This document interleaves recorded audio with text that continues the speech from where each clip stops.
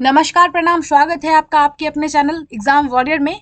Exam warrior आपके लिए लाया है प्रैक्टिस सेट 7। आपको बता दें कि ये एडुटेरिया का करंट अफेयर्स है और ये BPSC, all state PCS, BSSC, UP SSC, video, railway, JSSC, SI, SSC और अन्य सभी प्रतियोगिता परीक्षाओं के लिए उपयोगी है।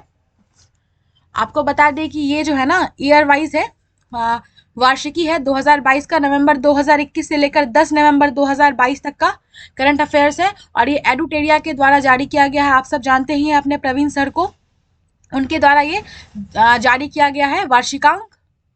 आप इसका कवर पेज देख सकते हैं जो कि आपके सामने है, आपके स्क्रीन पर है।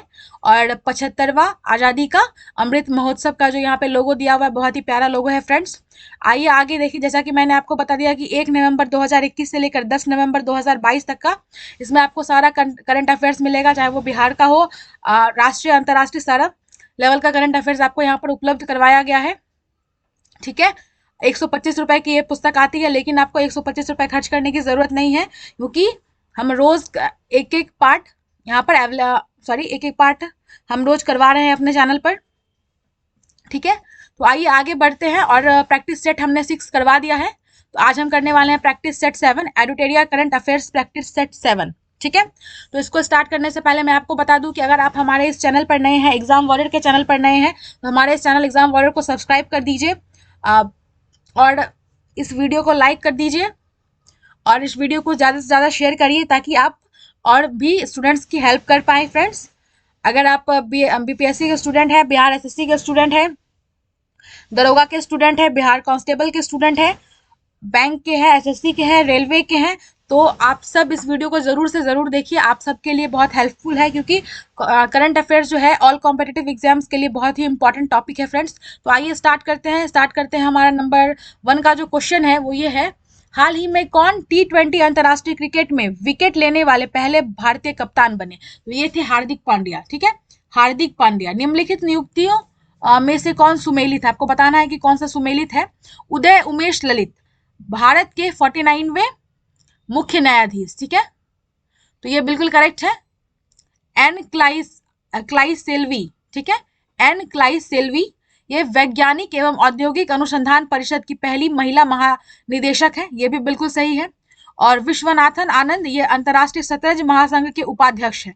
ये तीनों जो है बिल्कुल सही सुमेलित है, इसलिए ऑप्शन नंबर डी हमारा हो जाएगा करेक्ट एक्शन। ठीक है, करेक्ट ऑप्शन। ठीक है, कैपस्टोन मिशन के संबंध में निम्नलिखित कथनों पर विचार करना है। कैपस्टोन जो मिशन है उससे संबंधित नीचे स्टेटमेंट दिया हुआ है, आपको बताना है कि कौन सा स्टेटमेंट सही है।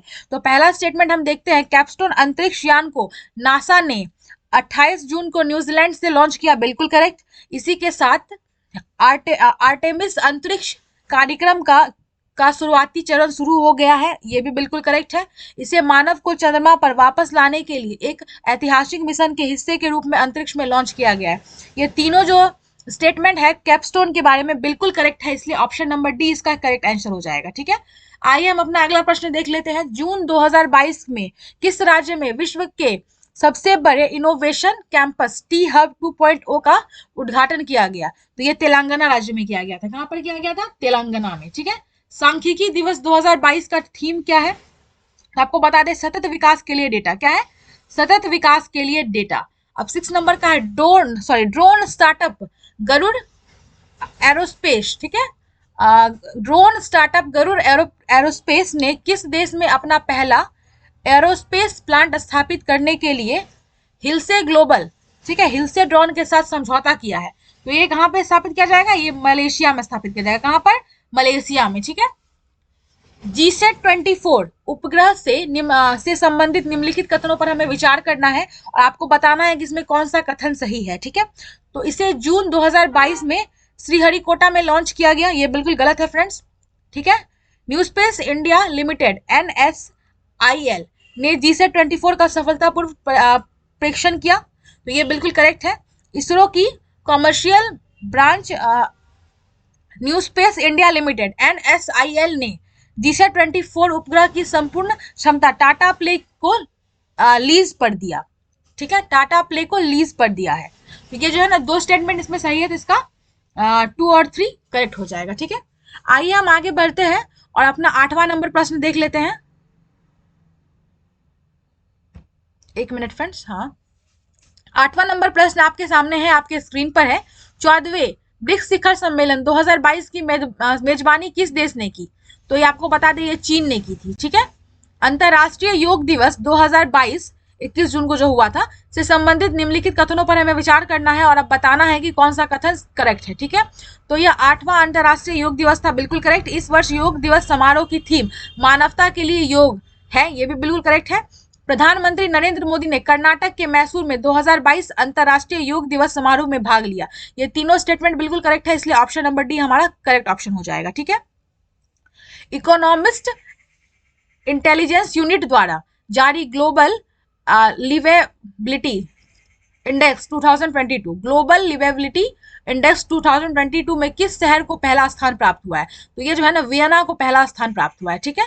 कर संग्रह और अपशिष्ट प्रबंधन पारिस्थितिकी तंत्र में निवासी कल्याण संघों आरडब्ल्यूए को भागीदार बनाने के लिए किस राज्य या फिर केंद्र शासित प्रदेश द्वारा सहभागिता योजना की शुरुआत की गई है? तो यह दिल्ली के द्वारा इसकी शुरुआत की गई है। ठीक है। कैंपेगौड़ा अंतर्राष्ट्रीय पुरस्कार 2022 प्राप्त करने वालों में निम्नलिखित में कौन सम्मिलित नहीं है? तो ये जो है ना, बशवराज बोम्मई सम्मिलित नहीं है। ठीक है। इजराइल स्थित संगठन स्टार्टअप ब्लिंक द्वारा जारी ग्लोबल स्टार्टअप इकोसिस्टम रिपोर्ट में अफोर्डेबल टैलेंट में एशिया में किस राज्य को पहला स्थान प्राप्त हुआ है? तो ये प्राप्त हुआ है केरल को। ठीक है। केरल को प्राप्त हुआ है। देश का कौन सा हवाई अड्डा पूरी तरह से जल विद्युत ऊर्जा और सौर ऊर्जा से चलने वाला पहला हवाई अड्डा बन गया है? तो ये है इंदिरा गांधी अंतरराष्ट्रीय हवाई अड्डा, और ये कहाँ पे है? ये है दिल्ली में। ठीक है। मिस इंडिया वर्ल्ड वाइड 2022 का खिताब किसने जीता? तो ये खुशी पटेल ने जीता है। किसने? खुशी पटेल। ठीक है। किस राज्य ने मुंबई को 6 विकेट से हराकर 2022 में अपना पहला रणजी ट्रॉफी खिताब जीता है? तो ये जो है ना फ्रेंड्स, ये है मध्य प्रदेश। ठीक है। कौन सा राज्य है? मध्य प्रदेश। वैज्ञानिकों ने पहली बार भारतीय जल क्षेत्र से एजोक्सेंथेलेट, ठीक है, कोरल की 4 प्रजातियों को दर्ज किया। ये नए मूंगे किस क्षेत्र में खोजे गए हैं? तो ये जो है ना, अंडमान और निकोबार में खोजे गए हैं। कहाँ पर खोजे गए हैं? अंडमान और निकोबार में। ठीक है। हाल ही में किस संस्था ने इंडियाज बूमिंग गिग एवं प्लेटफॉर्म इकोनॉमी शीर्षक नामक रिपोर्ट जारी की? तो ये नीति आयोग ने की। किसने? नीति आयोग ने। ठीक है। हाल ही में किसके द्वारा उद्योग का पहला ग्लोबल हेल्थ केयर कार्यक्रम शुरू किया गया? तो ये बजाज आलियांज जनरल इंश्योरेंस के द्वारा। ठीक है। Bajaj Allianz general insurance. आर्थिक मामलों की कैबिनेट कमेटी ने किस राज्य में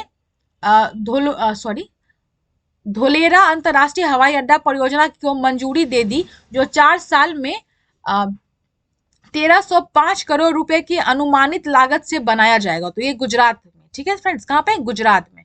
जून 2022 में किसने अपने 27 साल पुराने इंटरनेट एक्सप्लोरर IE को सेवानिवृत्ति की घोषणा की? तो ये जो है ना, माइक्रोसॉफ्ट ने। किसने? माइक्रोसॉफ्ट ने। ठीक है। हाल ही में कौन T20 में अर्धशतक लगाने वाला सबसे उम्र दराज भारतीय खिलाड़ी बन गए हैं? तो ये कौन है? तो ये है दिनेश कार्तिक। ठीक है। कौन है? दिनेश कार्तिक। भारतीय बधिर क्रिकेट संघ द्वारा आयोजित पहली अंडर-19 T20 राष्ट्रीय क्रिकेट चैंपियनशिप का खिताब किस टीम ने जीता? तो ये आंध्र प्रदेश ने जीता था। किसने? आंध्र प्रदेश ने। ठीक है। एशियन ट्रैक साइकिलिंग चैंपियनशिप 2022 के संबंध में कौन सा कथन सत्य है? आपको बताना है। तो 18 से 22 जून 2022 तक इसका आयोजन इंदिरा गांधी स्टेडियम वोलोड्रोम नई दिल्ली में किया गया। बिल्कुल करेक्ट। पदक तालिका में जापान को पहला एवं भारत को 7वां स्थान मिला। बिल्कुल करेक्ट है। ठीक है। और स्प्रिंट इवेंट में रोनाल्डो सिंह रजत पदक जीतने वाले पहले भारतीय साइकिलिस्ट बन गए। तो ये जो है ना, तीनों स्टेटमेंट जो बिल्कुल करेक्ट है एशियन ट्रैक साइकिलिंग चैंपियनशिप 2022 के बारे में। तो इसका ऑप्शन नंबर डी हमारा करेक्ट ऑप्शन हो जाएगा। ठीक है।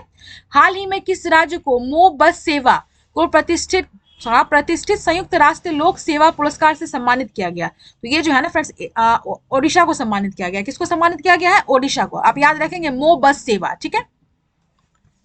हाल ही में नियुक्तियों में कौन सुमेलित है? आपको बताना है कि कौन सा सुमेलित है। ठीक है। तो फर्डिनेंड मार्कोस जूनियर, ये फिलीपींस के राष्ट्रपति। ठीक है। बिल्कुल करेक्ट है। टी राजा कुमार, ये finance action task force FATF के नए अध्यक्ष। ये भी बिल्कुल करेक्ट है। और ये लैपिड, ये इजराइल के 14वें प्रधानमंत्री अभी चुने गए हैं। तो ये तीनों जो है ना, करेक्ट है बिल्कुल। ठीक है। तो ऑप्शन नंबर डी हमारा करेक्ट आंसर हो जाएगा। आइए अब हम 27वां नंबर का प्रश्न देख लेते हैं, जो कि आपके सामने है और आपके स्क्रीन पर है। प्रतिष्ठित फेमिना मिस इंडिया 2022 का खिताब किसे बनाया गया? तो ये जो है ना, सीनी शेट्टी। किसको? सीनी शेट्टी। ठीक है। वाणिज्य और उद्योग मंत्रालय द्वारा जारी स्टार्टअप इकोसिस्टम की सहायता पर राज्य की रैंकिंग के तीसरे संस्करण से संबंधित निम्नलिखित कथनों पर आपको विचार करना है। ठीक है। गुजरात और कर्नाटक सर्वश्रेष्ठ प्रदर्शन करने वाला राज्य है, बिल्कुल करेक्ट। केंद्र शासित प्रदेशों और पूर्वोत्तर राज्यों की श्रेणी में मेघालय शीर्ष पर है। तो ये दोनों करेक्ट, दोनों स्टेटमेंट बिल्कुल करेक्ट है, इसलिए ऑप्शन नंबर सी हमारा करेक्ट आंसर हो जाएगा। ठीक है। आइए हम आगे देखते हैं, और आगे हम आगे हैं 29वें नंबर प्रश्न पर, जो कि आपके सामने है और आपके स्क्रीन पर है। तो आइए मैं इसे पढ़ देती हूँ। महाराष्ट्र विधानसभा में अध्यक्ष का पद संभालने वाले भारत में अब तक के सबसे कम उम्र के व्यक्ति कौन बने हैं? तो ये है राहुल नॉर्वेकर। ठीक है। कौन है? राहुल नॉर्वेकर। 30वां नंबर प्रश्न है, अल्लूरी सीताराम राजू से संबंधित निम्नलिखित कथनों पर हमें विचार करना है और आपको बताना है कि कौन सा कथन हमारा सही है। तो प्रधानमंत्री ने आंध्र प्रदेश में स्थित भीमावरम में महान स्वतंत्रता सेनानी अल्लूरी सीताराम राजू की 30 फीट ऊंची कांस्य प्रतिमा का अनावरण किया, बिल्कुल करेक्ट। अल्लूरी सीताराम राजू की 125वीं जयंती और रंपा विद्रोह की 100वीं वर्षगांठ पूरे साल मनाई जाएगी। ये जो है ना, दोनों स्टेटमेंट बिल्कुल करेक्ट है, इसलिए हमारा ऑप्शन नंबर सी करेक्ट हो जाएगा। डिजिटल इंडिया सप्ताह 2022 के संबंध में कौन सा कथन सत्य है, आपको बताना है। तो आइए देखिए इसको। प्रधानमंत्री ने गांधीनगर में डिजिटल इंडिया सप्ताह 2022 का उद्घाटन किया, बिल्कुल करेक्ट। डिजिटल इंडिया सप्ताह 2022 का विषय नव भारत प्रौद्योगिकी प्रेरणा, जेनेसिस और इंडिया स्टैक डॉट ग्लोबल के शुभारंभ के साथ एक मिनट।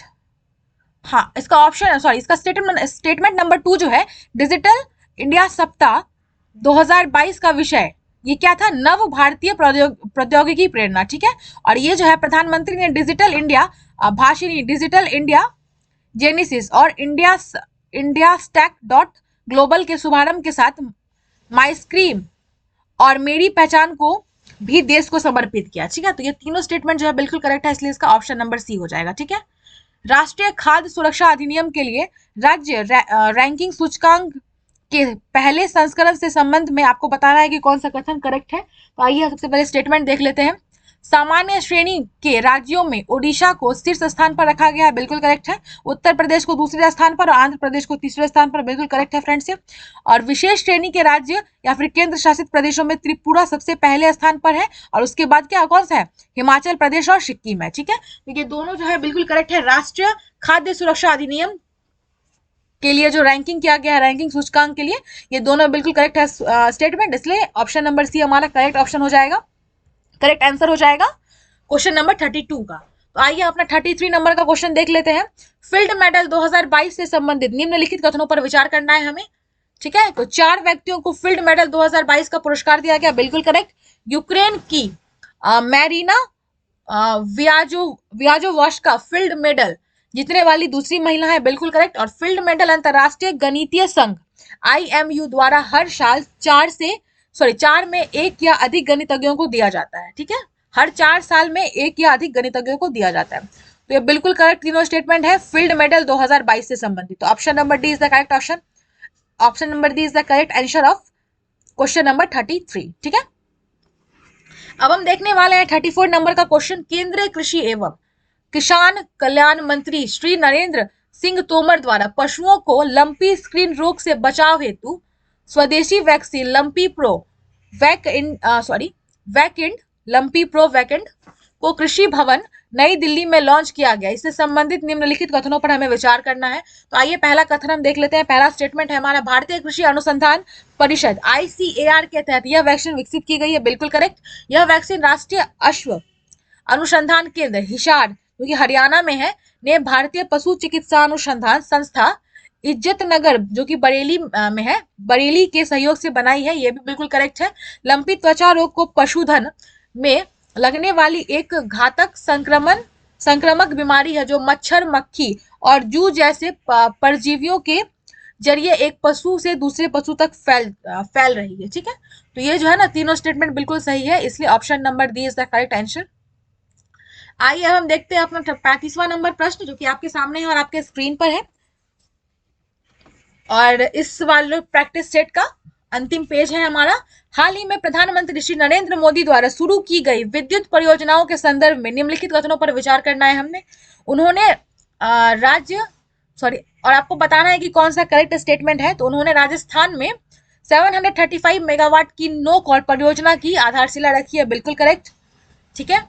गुजरात में प्राकृतिक गैस के साथ कावास ग्रीन हाइड्रोजन सम्मिश्रण परियोजना की आधारशिला रखी, ये भी बिल्कुल करेक्ट है।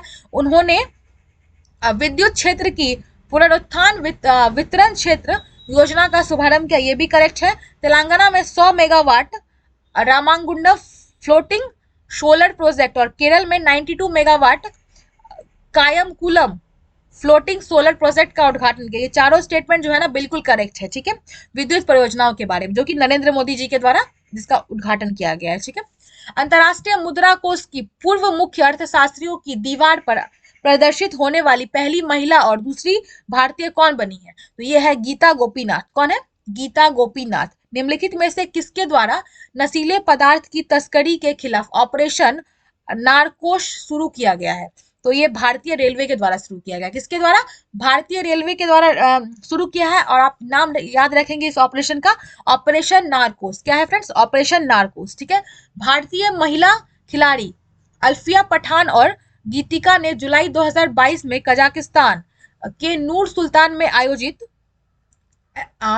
एलोडा, ठीक है, एलोडा कप में स्वर्ण पदक जीता, ठीक है। एलोडा कप किस खेल से संबंधित है? तो आपको बता दें ये मुक्केबाजी से संबंधित है। किस खेल से संबंधित है? ये मुक्केबाजी से संबंधित है, ठीक है। हाल ही में आयोजित 32वां नाटो शिखर सम्मेलन 2022 के संबंध में आपको बताना है कि कौन सा कथन सही नहीं है। तो ये वाला कथन सही नहीं है फ्रेंड्स। नाटो का मुख्यालय जेनेवा है तथा वर्तमान में इसमें 30 सदस्य हैं। ये वाला कथन हमारा सही नहीं है, इसलिए option number C is the correct answer of question number 39, ठीक है। भारत का सबसे बड़ा तैरता सौर ऊर्जा संयंत्र एनटीपीसी द्वारा किस राज्य में चालू किया गया जिसकी क्षमता 100 मेगावाट है? तो आपको बता दें तेलंगाना में चालू किया गया। कहां पर? तेलंगाना राज्य में चालू किया गया और एनटीपीसी के द्वारा चालू किया गया, ठीक है। हाल ही में किस राज्य सरकार द्वारा राज्य की सीमाओं के भीतर महिला यात्रियों को सड़क परिवहन नियम की बसों में किराए में 50% रियायत प्रदान करने के लिए नारी को नमन योजना शुरू की गई है? तो हिमाचल प्रदेश राज्य में शुरू की गई है फ्रेंड्स, और ये परिवहन निगम के द्वारा शुरू की गई है। और क्या नाम है इसका? नारी को नमन योजना। क्या नाम है? नारी को नमन योजना। अब हम आ गए अपने 42 नंबर के प्रश्न पर। जो प्रश्न है वो आपके सामने है और आपके स्क्रीन पर है, तो आइए मैं इसे पढ़ देती हूँ। यूके की संस्था नाइट फ्रैंक द्वारा जारी एशिया प्रशांत सस्टेनेबिलिटी इंडेक्स 2021 के संबंध में आपको बताना है कि कौन सा कथन सत्य है, ठीक है। इस इंडेक्स में सिंगापुर को शीर्ष स्थान प्राप्त हुआ, बिल्कुल करेक्ट है फ्रेंड्स। इस इंडेक्स में शीर्ष 20 शहरों में 4 भारतीय शहर शामिल है, ये भी बिल्कुल करेक्ट है। स्वर्ण मानक क्षेत्र में एपीएसी क्षेत्र में बेंगलुरु कर्नाटक 14वें स्थान पर है, यह भारतीय शहरों में सबसे ऊपर है। ये जो तीनों स्टेटमेंट है ना, यूके की संस्था नाइट फ्रैंक द्वारा जारी एशिया प्रांत सस्टेनेबिलिटी इंडेक्स 2021 के बारे में बिल्कुल करेक्ट है, ठीक है। तो इसका ऑप्शन नंबर डी बिल्कुल करेक्ट हो जाएगा। तो आइए अब हम देखते हैं अपना 43 नंबर का प्रश्न जो कि आपके सामने है, आपके स्क्रीन पर है फ्रेंड्स, ठीक है। तो ये है 1 जुलाई 2022 को डीआरडीओ ने भारत के पहले पायलट रहित उड़ाने वाले लड़ाकू विमान का सफल परीक्षण कहाँ किया था? तो ये जो है ना चित्रदुर्ग कर्नाटक में किया गया था। कहां पर किया गया था फ्रेंड्स? चित्रदुर्ग कर्नाटक में। हाल ही में विशाखापट्टनम में भारतीय नौसेना में शामिल किए गए पहले उन्नत हल्के हेलीकॉप्टर एएलसी स्क्वाड्रन का क्या नाम है? तो इसका नाम है आईएनएस 324, ठीक है। जुलाई 2022 में निम्नलिखित में से किस संस्था ने सतत विज्ञान और प्रौद्योगिकी के लिए समर्पित भारत के पहले स्कूल को लॉन्च करने के लिए अक्षय ऊर्जा कंपनी ग्रीन को समूह के साथ एक समझौता ज्ञापन पर हस्ताक्षर किया? तो ये जो है ना आईआईटी हैदराबाद के साथ इस पर हस्ताक्षर किया गया, ठीक है। हाल ही में किसके द्वारा भारत का पहला एलएनजी ईंधन वाला ट्रक लॉन्च किया गया? एलएनजी ईंधन वाला ट्रक लॉन्च किया गया किसके द्वारा? ये किया गया है ब्लू एनर्जी मोटर्स के द्वारा। किसके द्वारा? ब्लू एनर्जी मोटर्स के द्वारा, ठीक है। अब हम अपना 47 नंबर का प्रश्न देखते हैं। QS based student cities ranking 2023, ठीक है। QS best student cities ranking 2023 के संबंध में कौन सा कथन आपको बताना है कि सत्य है?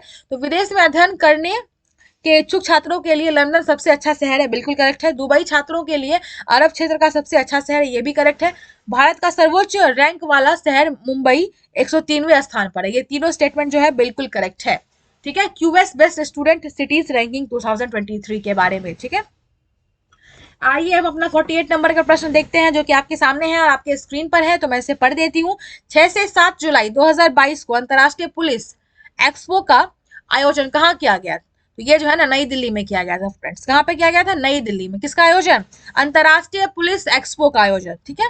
6 से 7 जुलाई 2022 में किया गया था, ठीक है। डीसीजीआई ने भारत बायोटेक की किस कोविड वैक्सीन को आपातकालीन इस्तेमाल की मंजूरी दी है? तो कौन है वो?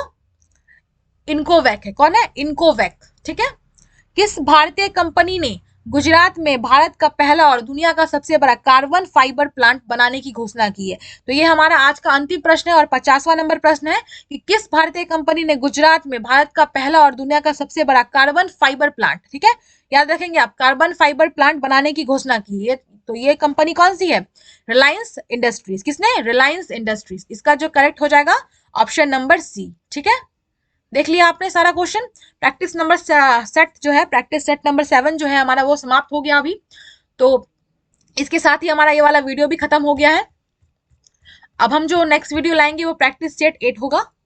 आपको बता दें कि एग्जाम वॉरियर का चैनल है और यहाँ पर आपको ऑल कॉम्पिटेटिव एग्जाम्स के लिए एमसीक्यूज उपलब्ध करवाए जाते हैं, टेस्ट सीरीज उपलब्ध करवाई जाती है, प्रैक्टिस सेट्स उपलब्ध करवाए जाते हैं। जो भी बुक्स आपके लिए करंट अफेयर्स की जो भी बुक्स आपको मार्केट में अभी अवेलेबल हैं जो कि आप तक नहीं पहुंच पा रहे हैं, तो हम वो सबको यहाँ पर अवेलेबल करवाएंगे। इसलिए अगर आप हमारे इस चैनल एग्जाम वॉरियर पर नए हैं तो फटाफट से इस चैनल को सब्सक्राइब कर दीजिए और इस वीडियो को लाइक करिए और ज़्यादा से ज़्यादा शेयर करिए। अभी के लिए बस इतना ही, मिलते हैं नेक्स्ट वीडियो में। अभी और एट लास्ट यही कहूंगी, thank you so much friends हम लोगों को सपोर्ट करने के लिए, और थैंक यू सो मच इतना कंटिन्यू हम लोगों के साथ जुड़े रहने के लिए, ठीक है। Thank you so much for watching. मिलते हैं नेक्स्ट वीडियो में। जय हिंद, जय भारत, धन्यवाद फ्रेंड्स।